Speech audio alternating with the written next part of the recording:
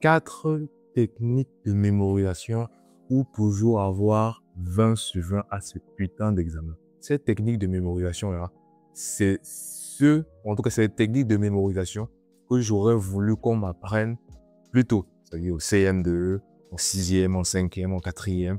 J'aurais aimé qu'on me les apprenne tous les ans pendant mon cursus scolaire, au collège, pourquoi pas au début de l'université. Là, il se trouve que je suis quand même pas mal avancé à l'université.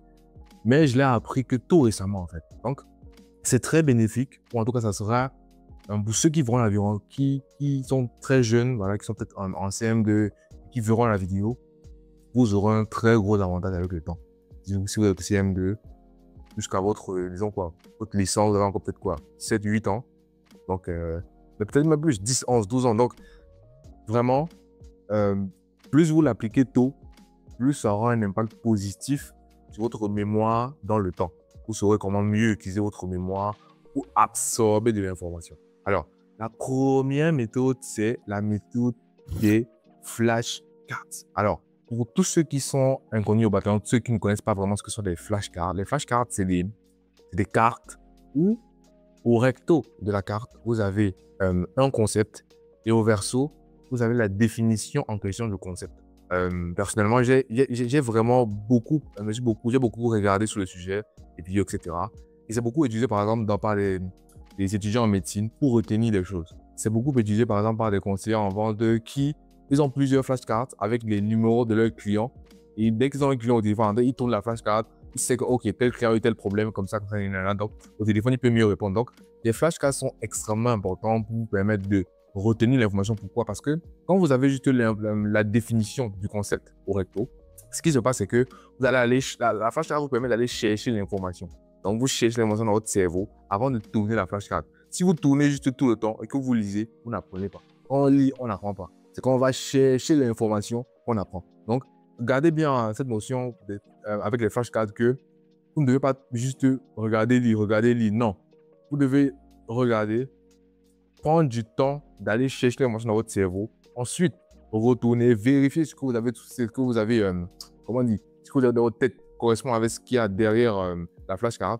Et essayez même de reformuler encore, ce sera mieux. Donc, les flashcards, c'est hyper important pour mémoriser les informations, que ce soit à court terme ou à long terme. Voilà, donc utilisez les flashcards. Donc, vous avez juste besoin de quoi? D'un papier. Sur un papier, très souvent, il y a un recto et un verso. Donc, au recto, vous mettez la définition de votre concept. Au verso, vous définissez le concept. La deuxième méthode, c'est la méthode de la répétition espacée. Alors, la répétition espacée, ça vient d'un scientifique, si je ne me trompe pas, qui s'appelle Ebbinghaus, qui a créé ce qu'on appelle la courbe de l'oubli. La courbe de l'oubli, si vous voulez, est une courbe qui vous montre comment retenir une info. Parce qu'il faut savoir une chose, c'est que le terme qui vient en opposition à la mémorisation, c'est l'oubli. Quand on n'arrive pas à mémoriser, vous oubliez. Et donc, parce qu'on sait que l'homme oublie, il faut trouver bien un moyen pour faire en sorte que l'homme n'oublie pas. Parce que si vous avez oublié, ça veut dire que l'information que vous voulez stocker n'est pas arrivée à votre mémoire à long terme. Elle est restée dans votre mémoire à court terme, mais elle n'est jamais passée de mémoire à court terme à mémoire à long terme. Et donc, pour le faire, vous devez pratiquer ce qu'on appelle la méthode de la répétition espacée. Ça tient bien dans son nom, répétition espacée. Dans la répétition espacée, vous avez répétition. Donc, vous devez répéter plusieurs fois une même chose et vous avez espacé, donc dans des espaces de temps bien définis. Donc, je vais vous donner un exemple. Imaginons par exemple, vous voulez retenir, vous êtes en étude de médecine et vous voulez retenir l'anatomie de votre... vous avez un exercice dans votre livre où on vous propose de retenir l'anatomie, les parties de l'anatomie de votre main. D'une main, c'est-à-dire tous les os, les flux sanguins, les câbles, tout ce qu'il y a dans la main, les muscles, tous les os, tout. Donc, vous avez un graphe avec à peu près, on va dire quoi, 40 choses à retenir. On en parle là. Donc, ce que vous allez faire, c'est quoi? C'est vous allez vous fixer une plage horaire, c'est-à-dire, quand je dis une plage horaire, une plage de temps, pardon, sur un mois. Et pendant les 1 mois, les 5 premiers jours du mois, vous allez être exposé à l'information pendant 5 fois. Les 5 prochains jours, 3 fois. Les 5 autres prochains jours, 2 fois. Là, vous comprenez quoi? Vous comprenez que de plus en plus, le temps passe. Vous passez d'une plage horaire à une autre plage, une plage de temps à une autre plage de temps.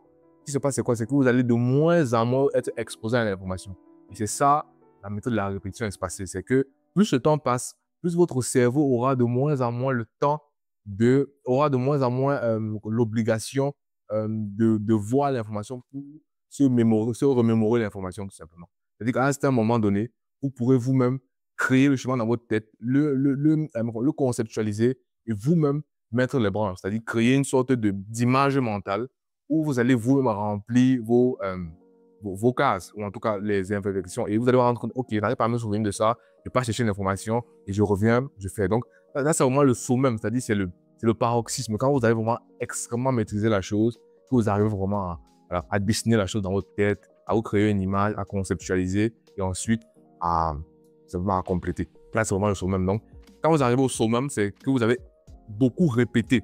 Et vous avez beaucoup répété dans les espaces de temps bien définis.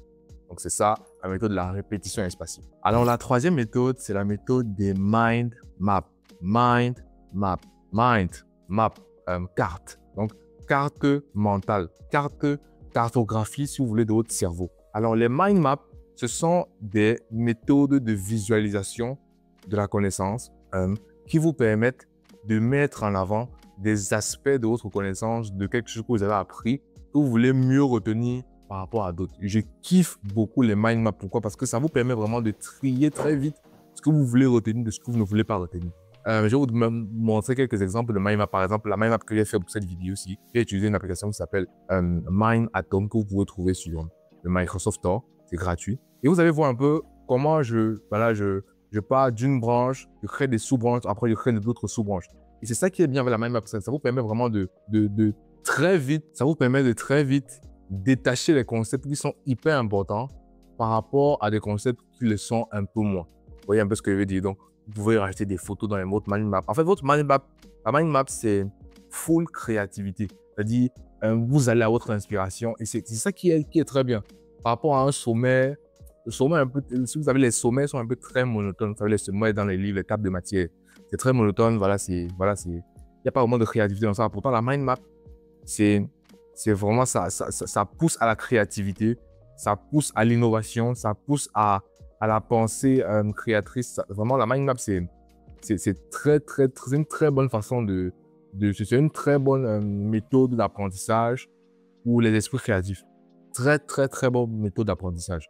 Maintenant, vous pouvez utiliser la mind map pour résumer les concepts. Vous pouvez utiliser la mind map pour essayer de développer de nouvelles idées, c'est-à-dire vous partez d'une idée X et vous n'avez aucun autre point à aborder par rapport à ce sujet-là. Donc, vous mettez juste votre rond central avec un concept. Et ensuite, vous commencez à chercher dans votre cerveau. Vous cherchez. Vous allez forcément trouver quelque chose. Les idées novatrices vont très certainement vous venir à l'esprit. Donc, c'est une très bonne façon de trouver de nouvelles idées, de conceptualiser ce qu'on connaît déjà, de mémoriser l'information. Bref, c'est la quatrième et dernière astuce de mémorisation est ce qu'on appelle les palais mentaux, palais mental. Pour donner une définition, c'est une technique de mémorisation qui utilise les associations. Vous savez, les palais mentaux, vous allez associer un lieu que vous connaissez à une information que vous voulez retenir. Donc, si vous voulez, les palais mentaux, c'est une technique de mémorisation qui utilise exclusivement les associations. Alors, j'entends encore par association. Dans les palais mentaux, c'est très spécifique. C'est-à-dire, les palais mentaux vous obligent à conceptualiser des endroits que vous connaissez déjà. Par exemple, la chambre de votre maison. Par exemple, votre boutique, une boutique que vous louez dans votre supermarché, que vous connaissez, dont vous connaissez tous les recoins. Comment dire, votre salon, votre douche. Bref, tout ce que vous connaissez, tous les endroits que vous connaissez spécifiquement. Ça peut même être une ligne de métro. Ça peut être que tous les matins, je me lève, je quitte de Aubert à Champigny-sur-Marne, par exemple. Ça, c'est une ligne de métro que vous mémorisez. Et donc, par exemple, de Aubert à Champigny-sur-Marne, si vous avez 7 arrêts, vous pouvez dire, OK, je vais mettre 7 points que je vais mémoriser là-bas, qui ne seront pas ces arrêts-là. Vous allez juste changer les notations des arrêts, c'est-à-dire Aubert, Charles de Gaulle, et vous allez mettre ce que vous voulez retenir. Vous allez, par exemple, mettre les 7 points Casino, par exemple, à la place de ces choses-là. Donc, c'est vraiment ça ce qu'on appelle les palais mentaux. Donc, palais mentaux, comme j'ai dit, méthode de mémorisation qui utilise les associations. Les associations, c'est quoi? C'est prendre des endroits que vous mémorisez déjà par cœur. Ça peut être votre maison, votre chambre d'étudiant, n'importe quoi et les associer à des informations que vous voulez retenir. Je vais vous donner un autre exemple. Imaginons que vous mettez votre chambre à... Vraiment, vous mettez votre chambre. C'est votre chambre, vous dormez dans tous les jours. Donc, vous savez que votre lit, c'est ici, votre table, c'est ici, votre cuisine, c'est là-bas. Donc, vous voulez mémoriser, par exemple, les 4 points cardinaux. Ce qui va se passer quoi? OK, dans votre cerveau, vous allez dire, OK, mon lit, c'est ici, je mets un point cardinal sur mon lit. OK, ma table étudiant, c'est ici, je mets un point cardinal sur ma table étudiant. OK, ma cuisine, c'est là-bas, je mets un point cardinal sur ma cuisine. OK, les toilettes, c'est là-bas, je mets un point cardinal sur mes toilettes. Ça fait que vous mémorisez plus vite. Parce qu'en fait, vous avez associé quelque chose que vous maîtrisez déjà à quelque chose que vous ne maîtrisez pas encore. Donc, après, ce sera vraiment très facile pour vous de revenir chercher l'information là-bas. Donc, en fait, c'est ça. C'est que vous gardez l'information dans votre maison et ensuite de ça, vous venez récupérer votre information pendant la composition ou je ne sais quoi. Donc, j'espère que les 4 méthodes de mémorisation vous seront très utiles dans la vie de tous les jours. Comme on a dit, on a les flashcards, on a les palais mentaux, on a les mind maps et enfin, on a la méthode de la répétition espacée. C'était Alfred, j'espère que vous avez passé un bon moment, que cette vidéo vous aura été d'une très grande valeur. Ciao.